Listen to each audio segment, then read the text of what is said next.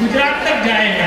तो आप मानी के चलो कि आज एक तरह से पूरा देश के जोड़वा का कार्य लोक संस्कृति, परंपरा और कलाकारों के माध्यम से संभव हुए। जो एक तरह से भावना हड़दू का इतिहास की एक बहुत महत्वपूर्ण बड़ी घटना है।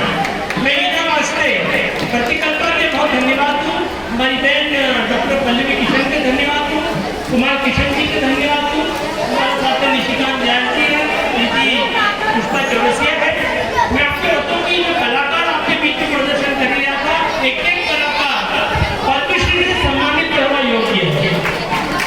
चाहे वो पंजाब का हो, चाहे वो कारीगरिया का जो नृत्य करो, जिसने आँख से यहाँ पे अंगूठी उठाई थी, मैं बोलूँ कि ऐसा लोगों के हम लोग पद्मश्री दिलावा, उनके लिए प्रयास कराना कि प्रतिकल्पना संस्था के माध्यम से जितना भी कलाकार आया उनके सम्मान मिले, चाहे वो संगीत नाटक अकादमी का अवार्ड हो, चाहे हमारा मध्य प्रदेश और अन्य राज्य की कला परिषद का अवार्ड हो। मैं इन्हीं मौका पे सभी सिटीजन के जो इन कार्यक्रम में पधारे, आप सभी के प्रति घणो घणो आभार व्यक्त करूँ और ये कामना करूँ कि यह जो एक सांस्कृतिक परिघटना मालवा का इतिहास में चली रही है कि 17 साल के अंदर अंदर आज जगह जगह असंख्य बच्चियां हुई, किशोरी हुई, संज्ञा बनेगी है, मांडा बनेगी है, 80 साल तक की जो हमारी घर की छोटी महिला के भी संज्ञा मांडा बनेगी है। ये संभव हुआ है प्रतिकल्पना के माध्यम से, संज्ञा लोकोत्सव के माध्यम से।